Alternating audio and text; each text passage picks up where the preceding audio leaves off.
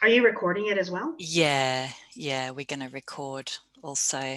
So we are live on YouTube, and I'm just going to hit broadcast, which means that we are going to be live now on the webinar. So we're now live. Ah. And Susan is going to, we've got Susan Wilkin here, and she is going to make sure that everything works beautifully in the background. So far, so good. We have not had any technical problems with these virtual meetups. So welcome everybody. It's fantastic to be here. It seems like just the other day that we ran a virtual meetup. Oh wait, it was only 2 days ago. We had, I had so many sessions planned. I had big plans for this week. I was going to be in Brisbane last week, and I was going to be, we had Sydney on Monday night, and then I was supposed to be in Melbourne tonight. We're all at home, but the show goes on. We're still going to run this virtual meetup. So thank you, Rhondalynn, for agreeing to do this virtually. I know it's not the same. You're a speaker as well. You know, we love the live audience. It's just so fantastic having everyone there. And I know it's not quite the same, but that's what we have at the moment. And so we're going to go with virtual meetups for now until we're able to meet in person. So welcome everybody. I am Danielle Stein-Fairhurst. So I'm the founder of these financial modelers meetup groups. Just a couple of housekeeping bits and pieces before we get started. You will notice probably at the bottom, I think at the bottom of your screen, you'll notice there's a panel, and you've got 2 ways of interacting with us. This is a meetup, it's a discussion. We're hoping to kind of get a bit of discussion going. It's very interactive. It's not just, you know, us listening, because, you know, you can listen to a recording of Rhondalynn if rather than doing a live session like this. So it's going to be really interactive. There's 2 ways of getting in touch with us. You can either do a chat, which you can either have it for everybody. So I can see some people are chatting. Yep, great. If you see somebody you know, you can have a chat with them privately. You know, make sure you don't make sure you're still listening to what Rhondalynn has to say, and you can do a message to everyone, or you can do it just to the panelists. So the panelists are the 3 of us. The other thing you can do is go into the Q&A, and so that there's a particular problem or a particular issue or something that you want Rhondalynn to address, so put that in as a Q&A. So there's sort of 2 ways of doing it. Wow, let's have a look at the people at the chat we've got going. Gosh, we've got we've got people from all over. Fantastic. We've got some regulars from Melbourne and from Sydney, and we've got people from all over. Pascal, what are you doing in Canberra? Oh my gosh, she's normally in Melbourne. She was one of our speakers a little while ago. We've got Ian again from the UK. He's been to every single one of them, I think. We've got this is kind of cool that we get all these internationals. Yeah, and Cole, who runs the meetup group in Johannesburg, so he's there, and Mohammed from Pakistan. We've got people from all over. Fantastic. And a Canadian. And a Canadian, yes. So I'm going to read your bio, Rhondalynn. Rhondalynn is a founder of Busynest and Make the Shift. She's a lawyer, an accountant, a business coach, a best-selling author, and a keynote speaker specializing in cash flow, pricing value, and making the shift to advisory. So you specialize in helping accountants. I mean, a lot of our members are accountants, not necessarily everybody, but certainly our Brisbane and Sydney sessions are run as part of the CPA, and the Melbourne, we were actually planning to hold this at ACCA. So we kind of targeting this a lot at accountants. Financial modelers are not necessarily accountants, but a lot of them are. So we're very much sort of looking at the accounting. I'll call them closet accountants. Yes. Yes. She helps accountants and bookkeepers attract better and higher paying clients. That sounds good. Looking forward to that. We all need more clients and higher paying ones at the moment, and making the shift to value-priced advisory engagements. So that's your specialization. And some of the other things that I've read about you, your biography reads like a Hollywood movie, and on first appearances, Rhondalynn Korolak is the ultimate protagonist with her glossy golden hair, sparkling blue eyes, and dazzling white smile. I definitely would agree to that. So you've had a background in law, and you've done all sorts of things. You're from Calgary, yeah? Yeah, And, originally. and how long have you lived in Melbourne? About 15 years now. So I Wow. am an Australian citizen. I just sound Canadian. Yeah, you do. But you're a true blue Aussie. Correct. I have a Okay. footy team. You know, it's all Yeah. good. Ah, great. Cool. All right. I will hand over to you, Rhondalynn, and A pleasure. take it away. Look, thanks for having me. What I'm going to do is I just want to make sure, because the NBN is a little bit crazy here these days. And so what I'm going to be doing is I'm going to be sharing my screen and doing some slides. And while I'm doing that, I may not share my video because I just want to ensure that I've got the correct bandwidth and that I don't lose connectivity for whatever reason. But I will be coming back on screen to see everybody. And please feel free as I'm talking to send questions through either in the chat or in the Q&A, and both Susan and Danielle are going to be helping me to manage that, and they will interrupt me if they think they need to ask questions if they really need to be answered at the time. So I'm going to take some throughout the presentation, but the bulk of stuff I'll answer when I get done. So hopefully that's okay with everybody. I'm just going to quickly share my screen, and I'm going to do my camera here. Let's just one sec. I think I may need to turn off my video just for a second, and then we'll do it. There we go. And I'll just get everybody to let me know that you can actually see my screen before I go any further. So just to be. Yep, I think we're all good. Yep, that's all good. Cool. Fantastic. So yep. I'll be referring to some of the stuff that I've written, I guess, as I'm going through this, because some of it will be pertinent to what I'm talking about.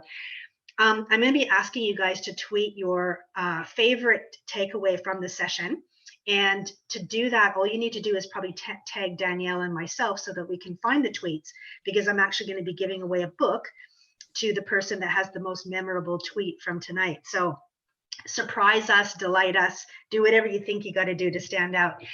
If you do want to get in touch with me, though, probably the easiest way is to just type my name in, because believe me, there is only one Rhondalynn, and my last name is pretty unique as well on LinkedIn. And such a great name. Just connect with me that way. So, and if you I don't use Twitter a huge amount, but my I don't either, Twitter really. is D Stein Fairher, so just D. And I've got it on the last. I've got your handle on the last. Oh, okay, cool. Yeah, that's a great idea, Rhondalynn. So yeah, we're not huge, massive Twitterers, but yeah, it is a little bit fun to see what people got from the session. So please feel free to let me know. Now, let's take a look here. Let's get stuck into this. I just want to start the session by asking a question. Have you ever wondered, when you present your client with some really compelling data, and this could be your client, it could be internal stakeholders within the organization that you work in, and they don't make decisions, or worse, they say they've got to go away or they need more time to think about it? Has that ever happened to you? Now, you might be wondering, why in the heck did it happen? Especially when the decision seems so obvious to you, right? The numbers stack up. But yet, these people, whoever you need to influence, they're resisting you. They just seem like they don't want to make decisions. Why is that?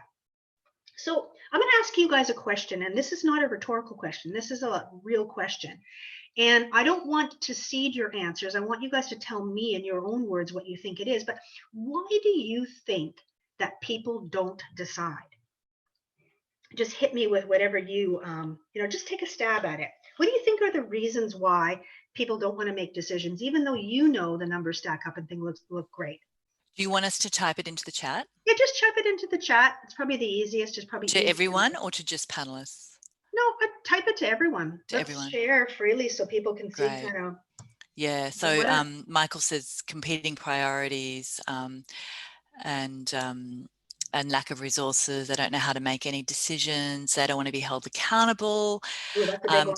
Yeah, Cole says they want to check in with others. Ian says fear of making the wrong decision. Absolutely. Yeah, that's a biggie. Yeah. And Ekrup says they don't have the conviction in what you presented. Pascal says reputational risk, responsibility. They're between a rock and a hard place. Overwhelm. My goodness, there's no shortage of ideas here. I don't know. And I wonder where the rock and the hard place idea came from. Yeah. We're looking at it, right? Here's the thing, right? Here's a summary of some of the most cited reasons that probably all of you have experienced, right? None of this stuff should look surprising to any of you, because this is the stuff we're kind of up against every day, right? In fact, let's be honest, some of you may have used these exact same reasons or excuses yourself to put off making a decision or to move forward in your own life or some aspect of your work. I mean, this stuff is very familiar, right? So here's the thing. I want to do something really crazy today, right? Different. I want to introduce you to one very good reason that you've probably never even heard of. And I like to call it the inconvenient truth, right?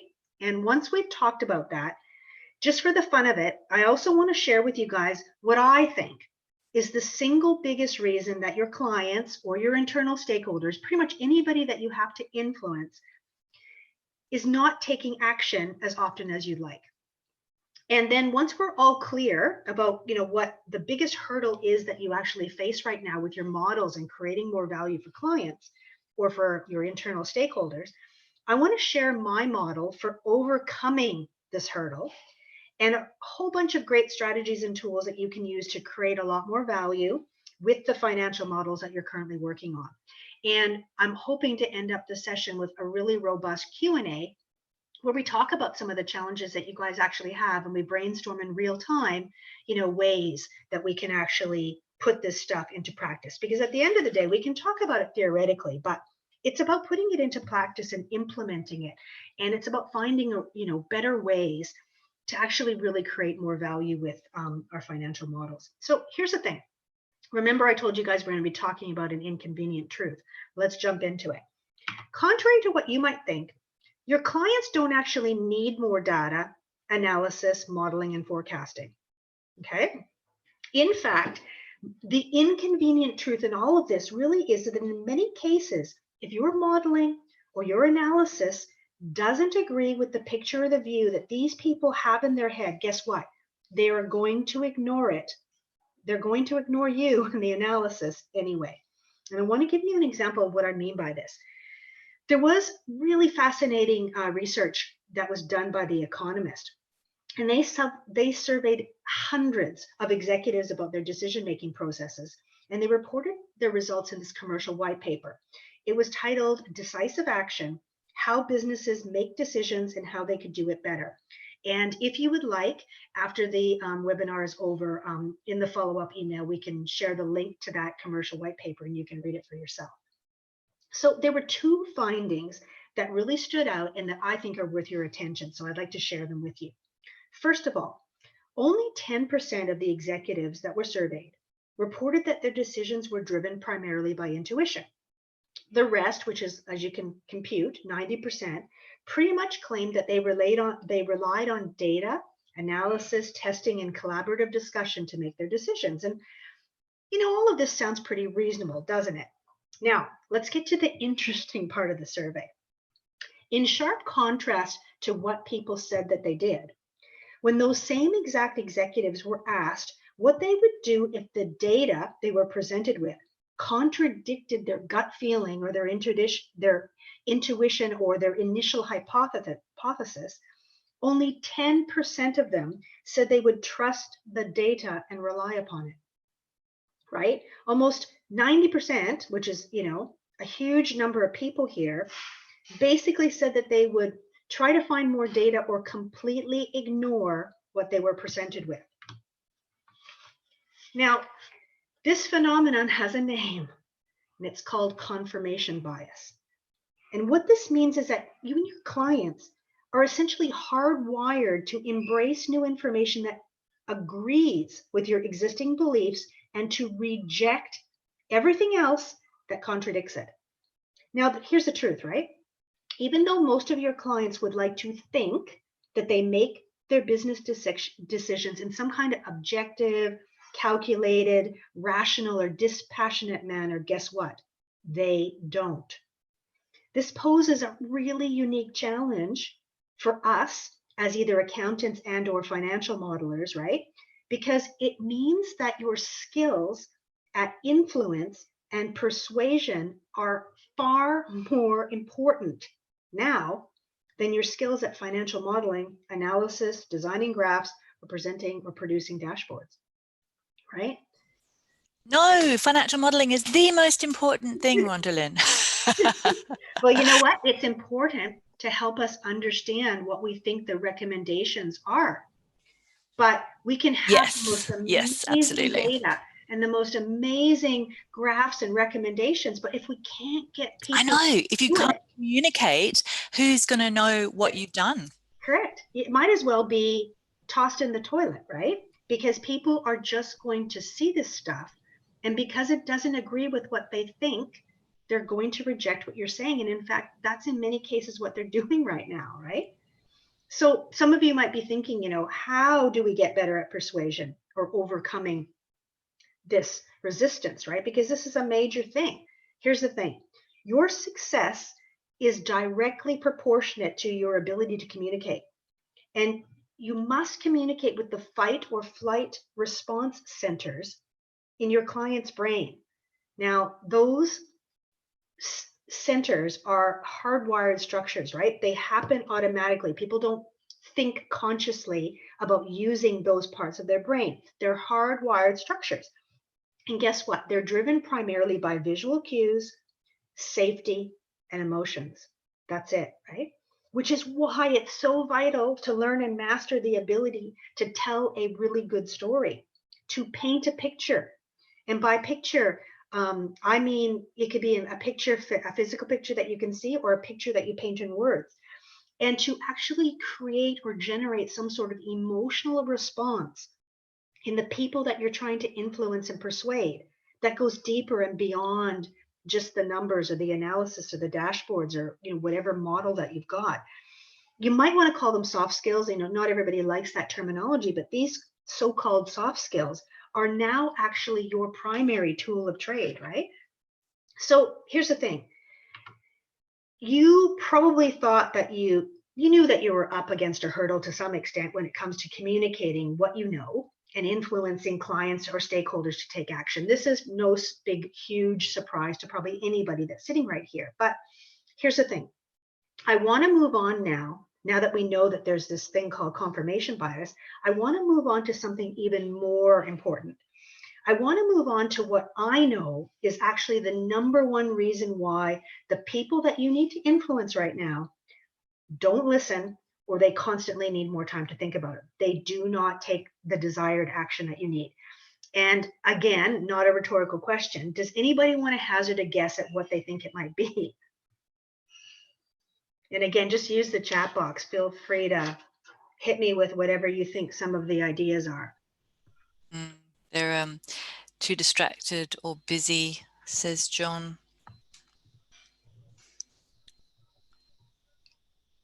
Anyone else? Any other ideas? I think they tend to focus too much on the numbers. Fiona says, yeah, hoping someone else will make the decision. Michael says they're risk adverse. Yeah, Melissa says they're hiding behind the numbers. I think that's really true. Sherwin says they're trying to appeal to the logical part of the brain. And Ziggy says they just do the transaction. Ria says they're not thinking about the why. All good points. Yeah, unfortunately, people don't make decisions using the logical structures of their brain. No one does. We're not hardwired that way, right? We make decisions in these automated structures of the brain. And guess what? They actually process visual cues in 1 or 2 milliseconds, where the parts of the brain, like the prefrontal cortex, those parts of the brain structure that are primarily considered to be relevant when doing decision making, those structures of the brain will process those same visual cues in 500 milliseconds. So the parts of the brain that are making these automated and hardwired decisions are processing visual cues almost 500 times faster than the thinking parts of the brain. And that's why usually when people start to think about it, they actually start to think about reasons to justify the gut instinct that they already have of whether they want to listen to you or not listen to you. So thinking is not conducive to deciding, right? So I liked it when one of the persons who answered talked about risk, because I think it kind of goes to the heart a little bit of what I want to talk about. You may be somewhat surprised to hear that the single biggest mistake that accountants and financial modelers make when trying to influence change isn't the complexity of the model or the beauty of the graphs or what it looks like. It is simply the failure to anticipate, recognize, and overcome people's resistance to change. That's it. But this is huge, believe me, because 99% of people out there don't even know that this exists. And this is the number one reason why people don't do what you think looks logical and what you are often recommending them to do, is because you have at some level failed to anticipate their fear or their risk, recognize it, and overcome it. So let's talk about how you're going to do this and why you need to do this and what you can do, right? Here's the thing. People fear change, right? In a very real sense, change equals pain to the brain. So if you learn nothing else from this webinar tonight with me, I want you to write this down on a piece of paper and put it on a Post-it note or some other kind of sign at your desk. Change equals pain to the brain. This is gold, right? Because anything new that could be your model, your analysis, your insights, your proposed solution, any of that stuff, guess what? It is scary because it represents pain or danger to the person that is sitting in front of you. Because to some extent, to do what you're asking them to do or recommending, change is required, right? What this means is that you want to lead and influence more people to decide and actually do something, right? Act. You need to become a master at anticipating, recognizing, and overcoming their fear and resistance to change. It's as simple as that. And here's the truth, right? It doesn't take a leader to influence someone to stay where they are. You know, that's kind of like one of my truth bombs for the evening, right? If you want to lead your clients or your internal stakeholders or whoever you need to influence, hell, even your kids, right? This applies to kind of all aspects of your life. You have to learn to anticipate, recognize, and overcome their resistance. And here's the thing, we already know, don't we, that resistance unfortunately shows up in all kinds of ways, right? None of this stuff should be unfamiliar with you. You've come up against it before, but maybe you haven't realized that on some level it all comes back to this issue of safety, right? This issue of fear of change, of safety, and that you're trying to constantly communicate with a part of someone's brain that is essentially a fight or flight mechanism. So here's the thing. How in the world do you maximize performance and action in the face of change? I have a little model that I want to share with you. And believe me, this has been powerful to me in my coaching process, both working with SME clients, working with executives at big firms, working with accountants every day, right? Resistance can only be overcome when the total of these three things, leverage, care, and action, are greater or more influential than that person's resistance to change. Do you have something you want to ask? Yeah, I just wondered, you know, what we'll see, you know, and at the current situation that's happening at the moment. We're just seeing such a rapid pace of change. Normally, it would take us years to get to the point where we can get whole businesses to work at home or to behave in a certain way, and yet we've been forced to, particularly in Australia, you know, change our behavior within a couple of weeks, what would normally take a few years. And I wonder how that will play out throughout organizations, that we just become more used to change, and perhaps a little more flexible than we were before. What do you think, Rhondalynn? Look, I think it could go two ways. I think that people could either shut down because they're terrified, right? That's one real risk, is that when you put people under enormous stress, what happens is, as one's heart rate goes above 90 beats per minute, what ends up happening is people cannot make good decisions, right? People actually make very, very bad decisions when they are highly stressed or agitated. So that's one way that it could go, is that people will shut down and they will make no decision. Then the other way that it could go is that people, I was talking to a couple of clients today, and they were saying, for the first time in a long time, I'm noticing that people are so stressed and scared that they realize that they might as well listen to me and what I'm saying, because they have no other choice. Right? They don't know what to do. They're so bewildered or overwhelmed at thinking, well, we might as well try something new. So I think it could go two different ways. Yeah, I think in some ways, though, they perhaps, there's just so much change right now that any decisions that they don't absolutely have to make, perhaps they are putting that off. Yeah, look, I think that's I think what we will find is that people will only deal with the stuff that basically keeps them alive. Right? This is, I guess, my whole message around safety, is that the parts of the brain, these, hardwired automated structures, there are, several of them, but they work together basically to keep you alive. So if the pain in a certain area or the desired transformation in your business is great enough, then people will basically pay any price for the solution. They'll do anything to get it done right now.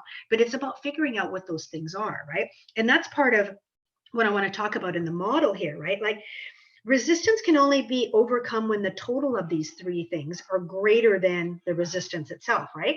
And leverage is really, really crucial, because if your client isn't clear about why they need to change, well, then they're not going to change, right? And that's part of what we were just talking about. And I want to go a little bit deeper in a minute, but the cure is a little bit more subtle and nuanced than that. The cure is basically understanding exactly what their business or their life is going to look like when the change is implemented, and they no longer have to deal with that pain point, or the desired, transformation is achieved. And action or implementation is purely about getting your client in motion, right? A body in motion tends to stay in motion. Many people have said that, but it is very true, right? To get someone to move, we need to light a fire deep within them. And we need to make it easier for them to take that first step, right? So let's do a deeper dive into each of these three components together and talk about some of the, subtle nuances and some of the different strategies that you can use to actually get to the bottom of this stuff. So leverage is one of my favorites. Leverage is really, really crucial because, as I said before, everybody should remember this: change equals pain to the brain. So leverage is absolutely vital. John just had a question, yeah, go ahead. Rhondalynn. Sorry, he says, is this the same as why times benefit times how? I guess it's similar, isn't it? A little bit different. I think that I define the why slightly different based on neuroscience. And the benefit to me, features and benefits to me are kind of not the done thing anymore. I think it's going to be very, very difficult to get people to pay good money for features and benefits. People care about the cure. And I'm going to be talking about that when I talk about the concept of the cure, because cure is something different than a benefit. Cure is, right now, you've got X pain in your business. It could be cash flow, it could be anything. And a cure is something that alleviates it completely. And a cure goes much deeper. It has much more economic value and benefit than a simple benefit or a feature does to the business. So I guess my way of defining these things is influenced to some extent by, my training in this area alongside of you guys doing, financial modeling as an accountant. But also I'm bringing to bear some behavioral psychology research and also some stuff that I learned about neuroscience. So let's talk about this stuff, and then I'd be happy to take any questions afterwards about, what the subtle nuances are, differences from what you might, currently understand from other teachings. So And you're going to send us a link to some of this research that you've I'll mentioned, send you a link you? to the article that I had on confirmation bias, because I think that's a really good place to start. But Great. yeah, and look, anyone who reads any of my books, so the two main books where I deal with a lot of this stuff are Sales Seduction. I delve pretty deep into some of the stuff that I'm going to talk about right now, and then also Pricing Value. And so for me, all of this stuff really comes down to 90% of the value that will be perceived in the models and the things that you are doing from your clients will be intangible or based on perception. 90%. And so, we have to really be managing all of the factors around how we're presenting this stuff, and how we manage our clients' perceptions are so much more important than just the physical pieces of paper and the graphs and the forecasts and things like that. It's a totality of how we manage someone's perceptions. And that requires behavioral psychology or some knowledge about how the brain works, because you can't just sort of dashboard someone to death. A lot of dashboards, I think I told Danielle this example, that I was at a conference, a ZeroCon, and somebody was at a booth and they were talking about how their forecasting software had the ability to forecast and graph 16 different variables. And I was absolutely killing myself laughing, because I thought, well, that's like 15 too many, right? Like, we need to stop trying to overwhelm people with data and making things more simple. We need to use pictures, right? Sometimes a picture in a story is worth far more emotional value and is far more effective at persuading people than trying to show them a graph that has 16 things on it, or that is just far too complex. The neuroscience around all of this stuff really clearly shows that graphs are not nearly as persuasive as we imagine them to be, right? When I'm talking pictures, I'm talking about, pictures of people, videos, things that look or resemble like real life. Even a picture of someone's face is far more powerful in conveying a message than a cartoon, such as the one that you see on the screen. So it's about managing all these things, and let's get stuck into them. I'll talk about a few of them, and then hopefully that will spur people's questions and discussions, and we'll get to some really, great results tonight together. So under this whole concept of leverage, right, the first of which is obviously confirmation bias, and I've already touched on this earlier. So whoever you need to influence right now, guess what? They've come to the discussion with you with some preconceived notions in their mind already. That's just how it is, right? If what you are now about to say or to show them contradicts their gut instinct, then you're going to be in the territory of needing to anticipate or recognize their unconscious bias pretty quickly and effectively. So no matter how beautiful your graphs and dashboards are, it's just not going to cut the mustard if you're up against this beast called unconscious bias, right? You need to be smarter about how you approach and persuade your audience. And over the next 10 minutes, I want to give you some tangible tips and strategies that I find to be effective. So first and foremost, you need to focus on what's in it for me, WIFM, right? The me being, of course, your audience, not you, right? The automated structures of the brain that I've talked about, these hardwired structures, they are placed there to expedite decision making, and they are very self-centered, right? These structures primarily function to keep you and the person that you try to influence alive. And that's why, people refer to them as fight or flight. Your message basically needs to nail the number one pain point, or one or two pain points or desired transformations that your person has or is looking for. And if you don't do it in the first 30 seconds that you have with the person that you're sitting with, you risk losing their audience altogether, because they simply won't be paying attention. Neuroscience has produced some really fascinating research that the average person's brain only operates at around 20% attentiveness most of the time, which means that you only have really short bursts or short windows of opportunity where the brain is operating at 100% attentiveness. And those likely or most likely happen at the beginning and ending of every single conversation or presentation that you have, right? So it's about, you need to be thinking about ways that you can make a quick impact when they're paying attention, right? Because if you were able to grab someone's attention in the first 30 seconds with a great story or an intriguing question. Sorry, what did you say, Rhondalynn? I wasn't paying attention.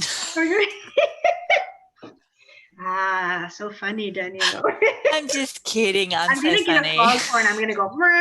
I'm gonna just do a huge foghorn to wake Make sure we're all paying attention. Sometimes I do that when I'm speaking. I turn around and blast everybody with a horn, and it's like, what? But it's true, because that's a great idea.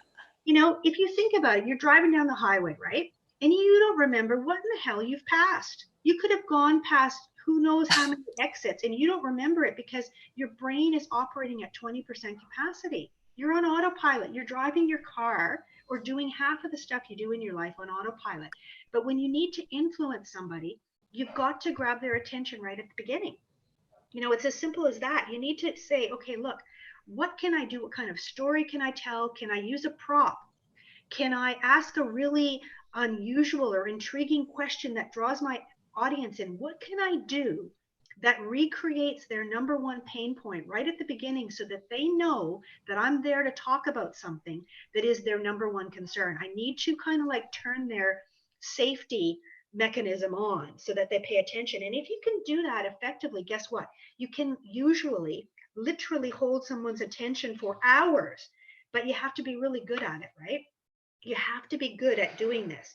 Now, the last point that I want to touch on, just under the concept of leverage before we move on to cure, is kind of the most important one. And it's pretty much the one that 99% of your colleagues are going to miss, right? Or they're going to totally screw it up completely.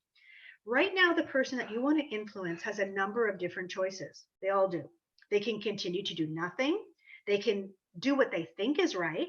They can do what you're recommending, or they could even get the solution from someone else. All of these options, guess what? They cost something. In fact, not one of them is free. But oftentimes, the person that you need to influence will not be crystal clear about what the cost of each of these choices actually is. And that's another reason why they won't decide. Your job, if you want to get leverage on the person in front of you right now, you need to ensure that they are crystal clear about what the cost of continuing to do nothing is. And that taking another action could be completely incompatible or very, very costly from what you're recommending. And you have to present that message in a very simple and highly visual way, and it has to be beyond a shadow of a doubt, right? Go ahead, Danielle.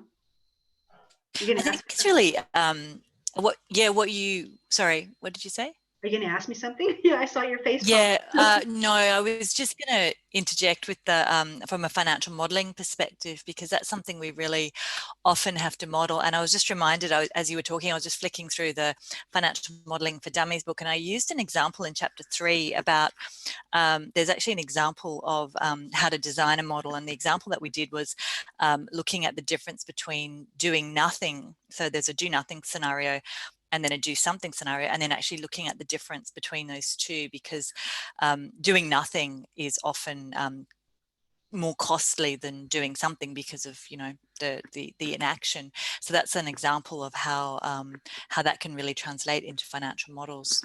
Yeah, look, it's crucial. And here's the thing, right? This is really important. When you communicate that information, a couple of things. Number one, it needs to be simple enough for a 6-year-old to understand, right? The second thing is, because the automated structures of your client's brain, just like your brain, we're all built the same way.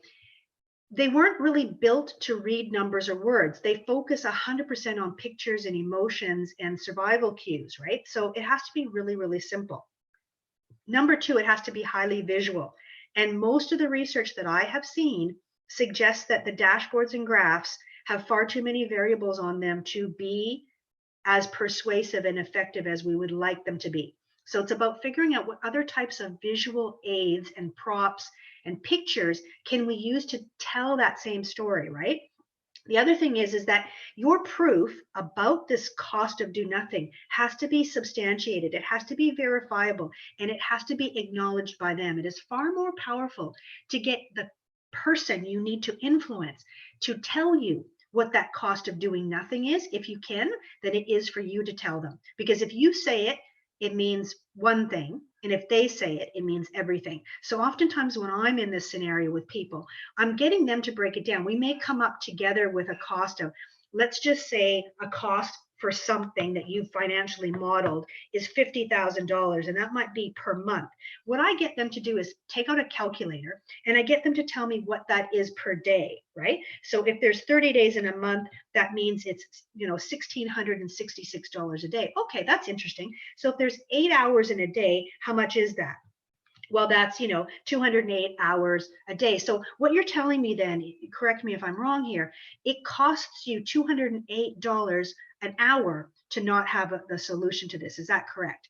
And I'm constantly, reiterating that to them and putting it back, because if you get to the end of this whole thing and they say things like, I don't have time or I don't have money, I'll be like, well, that's interesting, because correct me if I'm wrong, about 5 minutes ago, you just told me that it costs you $208 a minute not to have a solution to this. So how many months at $50,000 a month can you afford to go on before this bankrupts your company? Right? So it's constantly, can you see what I'm doing? Like, I'm constantly bringing it back to that doing nothing ain't an option. Right? And what the cost of that is. And it must be acknowledged by them. It's not enough for you to just kind of throw that number out there. You have to somehow hook them and get them engaged in the process of chunking that number down and making it real. How much is it per hour, per minute, per employee, whatever, it needs to be.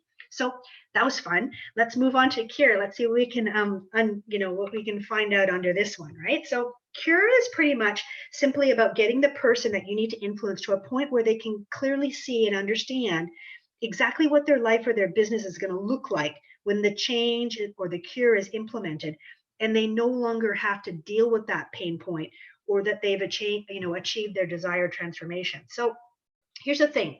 Change only happens when people are motivated at a deeply subconscious or unconscious level to alleviate pain or achieve whatever their desired transformation is. So we have to remember that these are automated structures of the brain, right?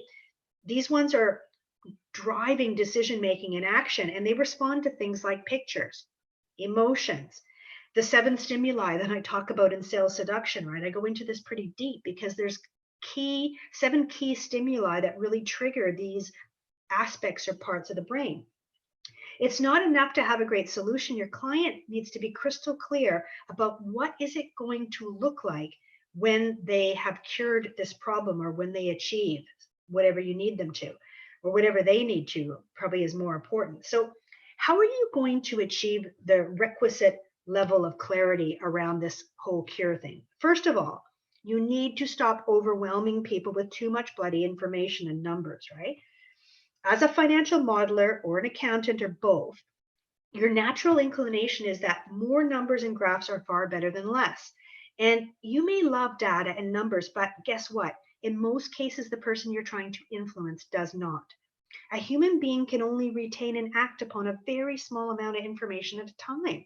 You need to find ways to simplify what you communicate. You want to chunk it down to 3 or 4 bite-sized pieces, and call them sound bites if you want to think of it that way, right? Your goal is to decrease overwhelm and confusion.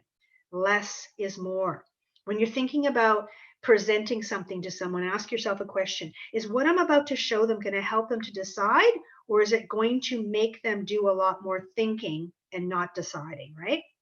Don't give people stuff for the point because you did all this hard work and you want to show them everything you've done. Only communicate what you need to communicate to get people to say yes, which is a lot less than probably what you're communicating. Now, the second aspect of all of this is you need to learn how to communicate with more impact, right? The parts of the brain that are hardwired to decide, they can't process numbers and words. They don't work that way. They are primarily visual beasts, and they're driven by these instinctual cues and emotions. This is why whenever you need to influence someone, you need to show them, not say it. I want you to write that down. This is about demonstrating things in pictures, clear pictures that a 6-year-old could understand. Show them, don't say it, right? And when I say show them, I don't mean more graphs and forecasts and dashboards. That stuff is great for you in terms of analysis and understanding, but the brain of the person that you need to influence, that stuff is largely impotent. If you want more people to act or say yes, you need to practice your ability to craft better stories into words and using, pictures that are familiar and obvious. Spend your time thinking of tangible ways that you can demonstrate. You can use a video, you can use a client story, which is highly persuasive, a metaphor, or even a tangible demo using a prop. Oftentimes when I'm speaking, I'm on stage, I will have any number of things. Sometimes I'll bring puppets. I'll, come up with crazy stuff that's outrageous and outlandish because it gets people's attention. It keeps them listening to what I'm saying, and I'm able to deliver the, requisite level of clarity and a strong picture and a strong emotional connection that stays with them forever, right? They might forget half of what I say, but I'm probably pretty sure that nobody on this call is going to forget that change equals pain to the brain, because I've said it that many times and I've emphasized that I'm drilling it into you because it's the most important thing that you always need to remember when influencing your clients. And the final point I want to touch on here, just around this area, is something called value creation. A lot of people have an idea of what value creation is. I'm going to redefine it. Every solution that you propose has a certain amount of value, right? And that value is 100% dependent upon the eyes of the beholder, not you. Even though most of us like to think that value is tangible, especially if a lot of it can be measured, right, in a dollar figure. A lot of what we do in financial modeling comes down to numbers. But here's the thing. The truth is that 90% of the value in what you're trying to communicate is actually driven by your audience's perception of intangible stuff around that, not just the financial numbers or the data. And whether you like it or not, 90% of decisions are based on emotions and survival cues, not logic. So it's so important for us when we're thinking about doing these financial models or communicating accounting concepts to clients, to people we need to influence, that we need to do things. We need to manage the number of options we give people. Are we giving them too many bloody options? Are we giving them not enough, right? Because the brain craves choice. So if you're giving people one option, that is very, very bad from a neuroscientific perspective with a brain, because when you give someone only one option, they tend to not make a decision. If you give someone too many bloody options, they will also not make a decision. It's about striking that right balance.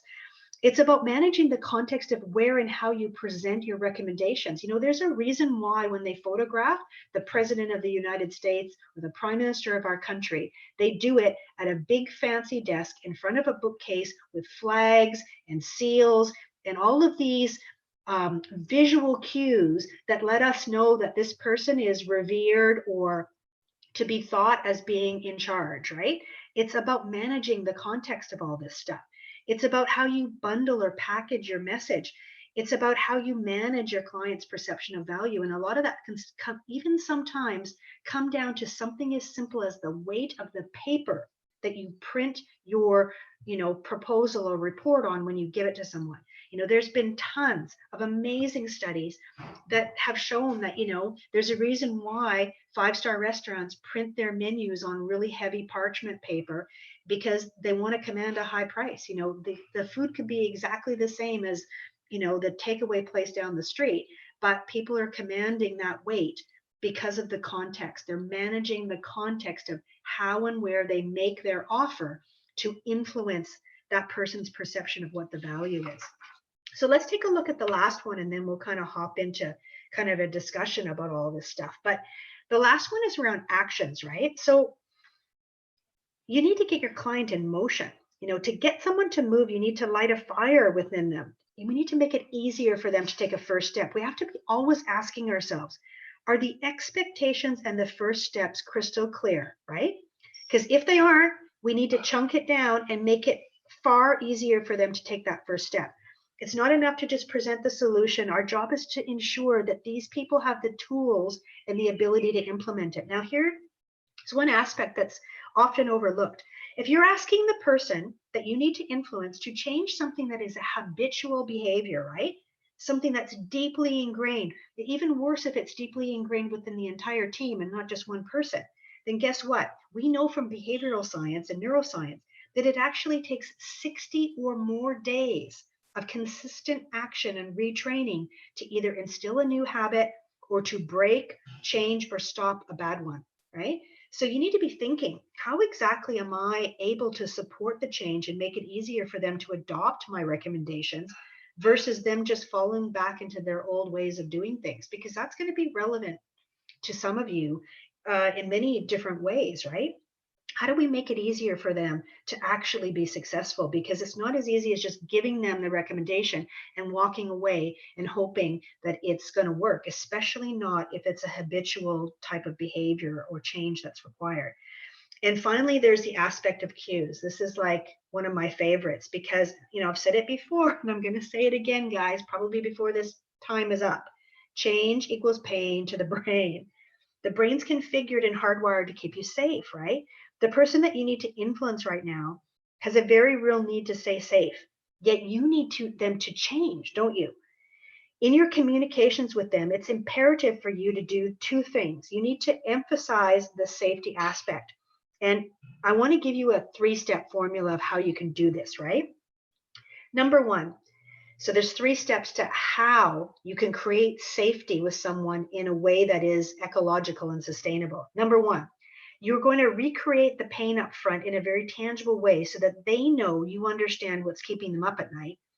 And they get to tell you what it costs to have the solution right, to not have the solution right now. So the first thing that you're doing in your communication, the first 30 seconds that you need to manage is you need to ensure that you're recreating the pain that they're in a very tangible way that can be felt and seen by everybody in the room. The second thing, right? So once you've done that, the second thing you can do and that you need to do is you're going to proceed with an outline of how to cure that pain. You're going to be presenting a solution and showing how their world is going to look different with that solution. And then the very last thing is proof. You need to prove beyond a shadow of a doubt that what you're saying will actually work. Because if you do not do those 3 things, you will not create sufficient safety and security within that person's brain for them to take that step. People will not act if it's unsafe for them. They won't act if for some reason they don't think you can do it, or that you're not telling them the truth, or that it hasn't worked with someone else. So we need to be managing these things, right? These are really important. Action is really important. And I want to say one thing about this model before we start kind of talking and brainstorming together, is that it's important to note that any one of these alone is not going to be enough, right? Please note that my formula is not leverage plus cure plus action is greater than resistance. Why is that nuance critical? What it means is that if any one of the elements is 0, guess what? You have no hope in the hell of overcoming resistance. And a lot of people miss this point, right? They might focus on 1 or 2 of the elements and completely miss the third one. Then they might wonder why people aren't deciding or need more time to think about it. Well, I'll tell you exactly why, because one of these things is 0. You have to manage all 3 of them.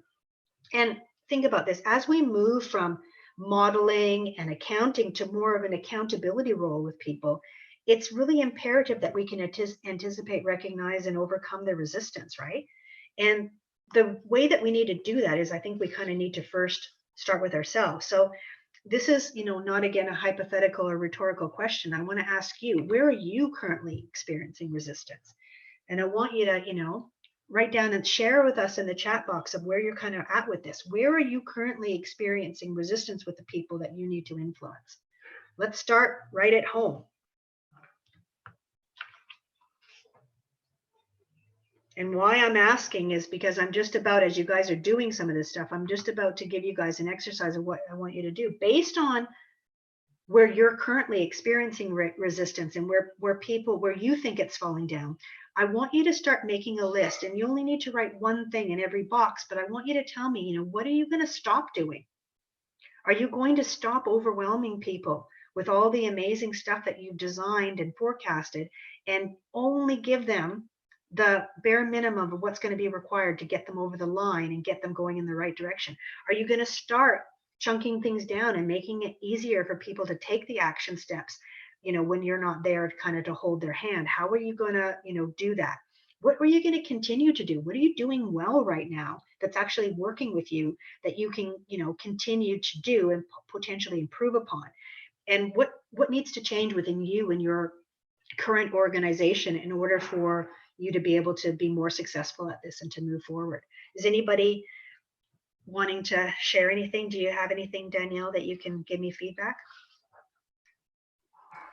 Yeah. So do you want people to share what they're gonna change or what they're gonna Yeah, do? they can share any one of those things. I'm happy to just talk a little bit about this. I'm going to Yeah. basically just give them a summary slide, and then we'll go straight into like deeper questions. So yeah, feel free to. Yeah, yeah. Yeah, I think from my perspective, I think that we often spend. I think we, as a modeler, you get quite wedded to your model and your analysis that you've done, It's your and you've baby, just right? It's your baby. yeah, You love yeah, it. and you've just spent so much time and put so much effort into it, and you want everyone to know all the great work that you've done. Yeah. But what's I think really difficult is to pick out the pieces of information that they actually need to know, rather than saying, hey, here's all the wonderful work I've done, and then just giving them everything, and they're just going to be completely bamboozled and overwhelmed and not be able to make a decision on what you've I told them. call it the look at what the cat dragged in syndrome, right? I don't know if Uh-huh. anyone's ever had a cat. What they love to do is they love to kill things and drag them and bring them home to present to you. And it's the exact same thing because they're so excited that they've, killed this bird or rodent or whatever they've got, and they want to bring it to impress you. But, Yeah, well, everyone wants the acknowledgement kudos. for their hard work. Yeah, the best acknowledgement is when people do what you want them to do, right? Like Mm-hmm, when mm-hmm. you see it with your own two eyes that, oh my God, that they must take action. This is the right course of action for them. That needs to be our kudos, right? More so than us showing off all this wonderful forecasting and modeling that we've done, because we almost want to hide that stuff, right? And just Yeah. lead with the basic stuff that we've got to do to get people over the line. Yeah, yeah. So we've got a couple of good comments coming through now. John says he's going to use Excel to automate a tedious task, definitely, which is always sounds like a good idea. Karen says spend too much time on the numbers and the formulas. I don't know. I think it's always time well spent, don't you think? Well, time well Spending, spent for us, but we don't yeah. necessarily need to drag them through it, because if they're So not as true. financially astute as we are, they would be somewhat embarrassed to admit that, and they're also going to be confused and overwhelmed. So we just have to you have to pick your audience. So if you're financial modeling for me, then yeah, you could probably tell me, because I qualified as a chartered accountant. But if it's just a lay person, you might not want to do that. Mm-hmm. Mm-hmm. John says the cost of doing nothing is tangible, but they worry if it breaks, who will fix it? So that's, that sort of safety of staying with what you know, which is Safety is real. It's a real yeah, struggle, yeah, right? yeah. And Karen says she wants to start practicing communication skills. That's always good. And as modelers, we're always much more comfortable talking to our numbers, talking to our formulas, hiding behind our keyboards. I mean, I'm in my element here. I don't know about the rest of you, but I mean, you've always, there is a certain element of introversion as a modeler. That just that wonderful luxury of being able to stay behind my desk and not have anybody coming over to talk to me. So that's always a great thing. I think I might get a bit sick of it after a couple of weeks. So Fair enough. I yeah. understand. I understand that. Well, look, I want to get stuck into some of the questions because I actually want to talk to people. So all I want to do is Okay. kind of put this slide up to say, look, there's some steps here, right? I've talked a little bit about where you're experiencing resistance, and I've given you the basic steps, and you guys can, revisit this stuff afterwards. I'll send you the slides if you like. That gives you a really good summary of everything I've talked about. But most importantly, I want you guys to do one thing. I want you to think about what you can take away from this. And all you need to do is tweet and please tag myself and Danielle so that we can actually find Oh, there's my I couldn't remember my handle. I had to look it up. Yeah, they're going to get lost in the, space, and I won't be able to figure out who said what or who did what, because I do want to give away a copy of my book. And you can either have, if you want, Pricing Value or Sales Seduction, because I think both books will be relevant to kind of what we talked about today. But if it's okay with you, I'd like to come back so we can all see each other. And then, yeah, let's just start, having Q&A and getting to the bottom of this stuff. So do you want me to read out, how do you want to do this? Do you want me to read out the chats, or you can read the chat yourself? I can read some of them, but I also don't mind you unmuting some people if some people are not shy and they want to actually. All right, let's give that a go. I haven't done that before, just because we have such a huge number of people on the call. But yeah, let's give it a go. Why don't you, if you want to talk, like if you want to say something, yeah, put your hand up, or if you want to. Yeah, you can do like a little hand up, and I'll go in and unmute you. Let's give that a go. And then if you have a question and answer that you just want to type, just go into the Q&A box and let me know. Yeah. I won't go back through the whole chat because there'll be so many things. Yeah, I'll get lost in all of that. Yeah. Were there any questions? I'll send you a copy of the chat as well later, so you'll be able to see it. Were there any questions that you were kind of clocking and watching as we were going? No, there was nothing in the Q&A, but there was just some really good comments in the chat. Yeah. Hang on. I'll go back and see if I can find some of the stuff. I laughed at introverts unite. Yeah, yay! Well, look, none of us are, as people who come from a financial modeling or an accounting background, we're not natural born extroverts. We are not. For me to get up on stage, I do love it, but I do have to, channel my inner Tony Robbins or something to get up there, because it's not my natural tendency, right? And this is the thing. We need to stop thinking of the people that we need to influence as transactions and start thinking about it as relationships, right? Which is where some of these concepts comes in. It's how do we, I see so many people talking about their clients and the COVID crisis and all the stuff that's going on, and them just, needing forecasting. I'm like, start talking to people, start asking them harder questions, start helping them to unpack how this has materially changed their entire business and what they're going to do to prevent it from happening again, because it could, right? It could always happen again. And how are they going to weather the storm and get out the other end? And that's things that we need to ask. No financial model or app can do that. We need to do that. These are interpersonal skills that we need to practice. And most of us, when we went to university, were never taught this stuff. We were taught technical skills, right? We weren't taught how to help people through these crises. I can't tell you how many people I've talked to have been in tears. It's uncomfortable as hell, isn't it? But it's necessary, because this is real pain.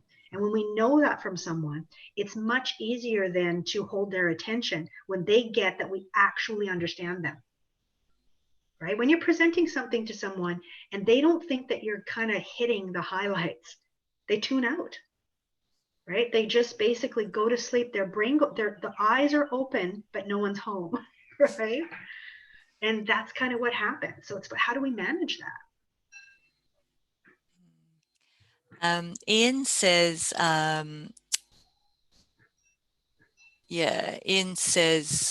sorry. Just about, wanted to ask about if there were 2 books that you mentioned, and you'll send us a link to those. And is there any other books or authors that you'd recommend, particularly on the art of persuasion? Is there anything you could recommend there? Look, there are a few. I mean, how about if I send the link, because that way it'll be easier. Yeah. Like I'll try to. Yeah, I'll send that out to everybody. But I think that we need to start there. I think, to me, I don't think of it as selling and marketing. I don't think we have sales and marketing problems. I think that we have value creation problems, right? So managing perceptions and all that stuff. And we have persuasion problems, and that's it, right? We shouldn't really be having to sell. It's about influence.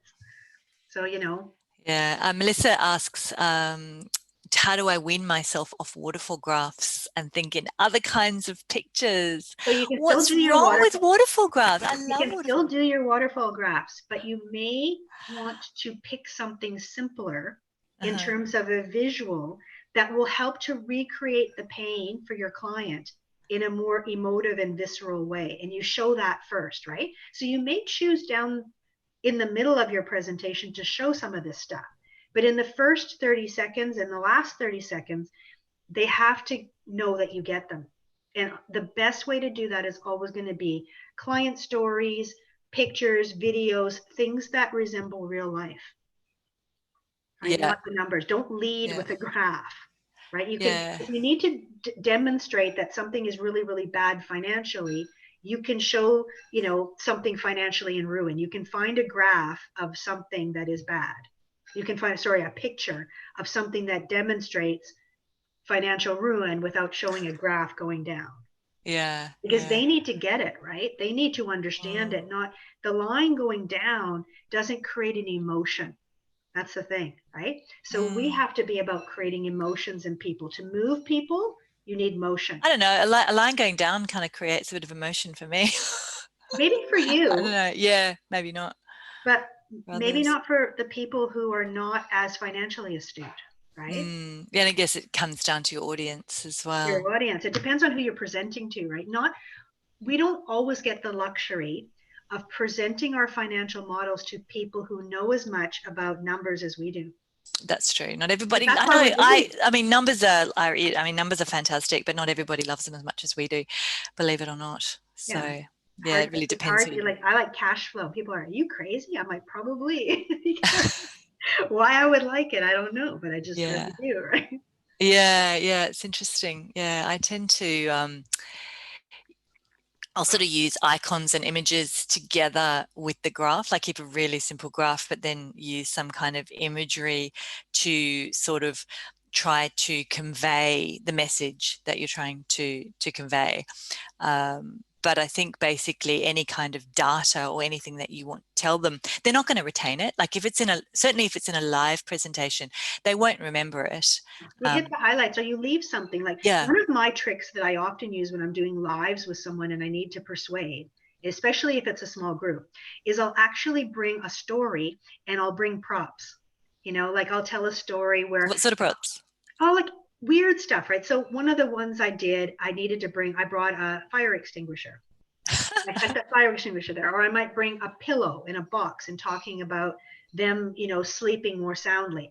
Or I might bring, I had this one I did about cash flow and around the dashboards and all of this stuff. And I had a can of beans, a can of bottled like water, and a can opener. And then when I left, I told the story and I was talking about how, you know, you can have the most nutritious and delicious thing in the world, but if your client is stranded on a desert island and they can't open the can of beans, they can't get to the water, it's not going to help them.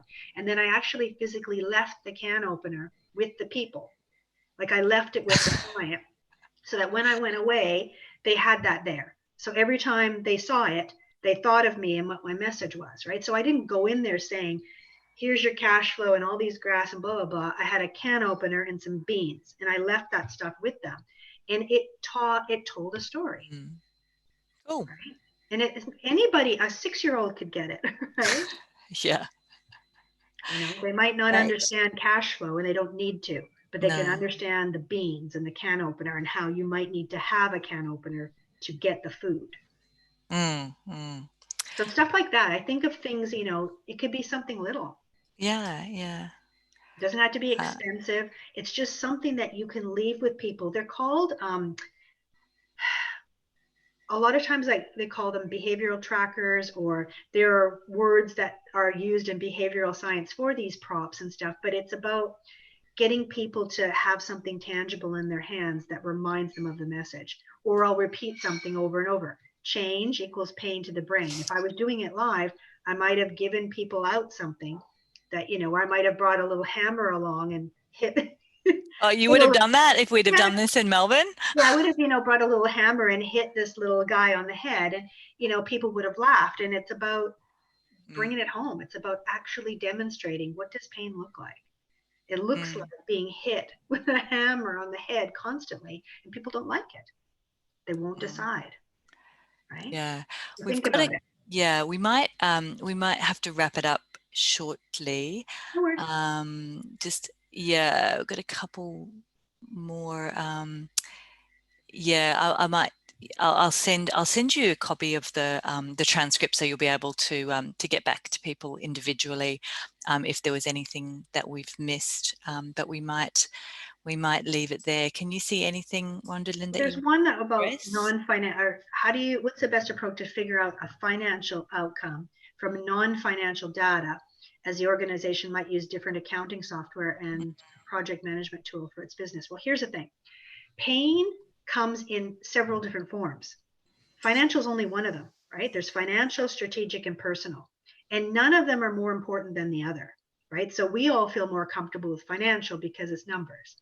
But sometimes strategic and personal pain can be equally scary, hurtful, harmful, financially costly to the business as the financial pain. So don't discount something that is non-financial just because it's non-financial, right? So first of all, you have to figure out what is troubling the client. Is it one of those three things?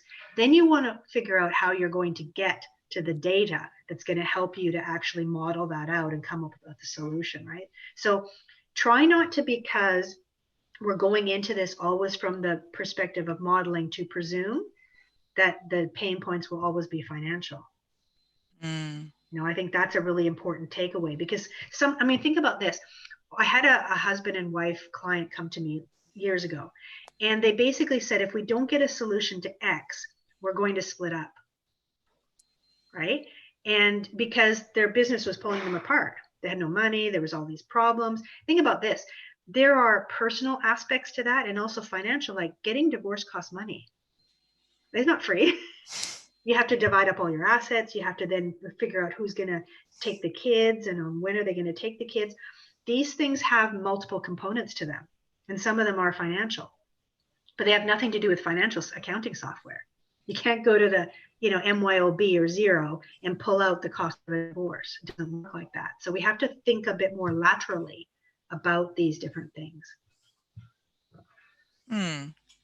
Great.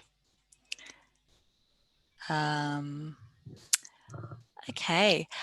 Did you want to just put that slide back up again, Rhondalynn? Is that easy to do, just to finish off and tell everybody about the tweet? Are you going to when are you going to decide? Like tomorrow sometime? Yeah. So I just need a bit of time to decide. So yeah. So by sort of like tomorrow night, so like this time tomorrow I'm night. gonna have dinner and yeah, so like 24 hours and to just tweet, because we've got some really good takeaways that people have put in on the chat, and then so if you just tweet that out and then you if can people get ask questions that way too, that's okay too. So I'll send a link to the I'll send the presentation and some links to everybody, so you'll have because I'm happy to answer questions. I'm happy to retweet some of this stuff as well to get it likes and shares. But I want to know, I guess, what you guys got out of this, because at the end of the day, more is not necessarily better. It's about how do we take this amazing knowledge that we have and the insights and the recommendations, because we can see, right? Oftentimes we can see what we think makes sense and what we know is right for the company, but they don't see it. So it's about really taking that next step. How do we make it easier for them to see it? And remember, whatever we want to show it, not say it, right? So we don't want to give people stuff that they're going to be reading tons of data. We don't want to send them a 40-page report. Show it. Show it in pictures, show it in videos, make it real and alive for people. If you've got client stories, if you've worked with another client that had this exact problem and they fixed it and they had a result, show it. Because that stuff is highly persuasive and powerful for those automated structures of the brain, because people look at it and go, that client is exactly like me, and look at them now. They can see the impact of the changes, right? See it. So that's why whenever I go on people's websites and I think, Bob from Melbourne said this, I just shake my head, because not persuasive. What does Bob look like? Where does Bob work? What, it needs to be believable. We need to show a picture or a video. We need to bring this stuff to life. Bob from Melbourne is not going to cut the mustard if you're trying to persuade somebody. Cool. Well, look, I look forward to seeing what everybody's takeaways are. And the questions were, they were good. And I think. Yes. Yeah. I want to know what you're working on. Yeah, thank you. Yes, thank you, Rhondalynn. That was fantastic. You did a fantastic job of something that would have been very different had we done this in a live setting. So I think that translated quite well into a webinar. So thank you Yeah, for my pleasure. Look, thank you for everybody trying for it out. coming, and Yeah. thanks for asking the questions. I mean, Yes. Together we will improve. Yes. I'm All still right. learning too. Yeah. Aren't we all? All right. Excellent. Thanks, everyone. Oh, don't forget, we've got our very next one we've got coming up is next week. I think it's she's on the 7th. Is that Tuesday, or is it? Yeah, Tuesday. We've got a lunchtime. It's going to be lunchtime in Sydney, Melbourne, with Chandu. So that's going to be really exciting. Looking forward to that. And I'm still working on what other things we've got in the pipeline. So stay tuned, everyone. Have a good evening. See you later. Thanks, Rhondalynn. Talk to you Take care. later. Have a good Okay. night. Bye. Bye-bye.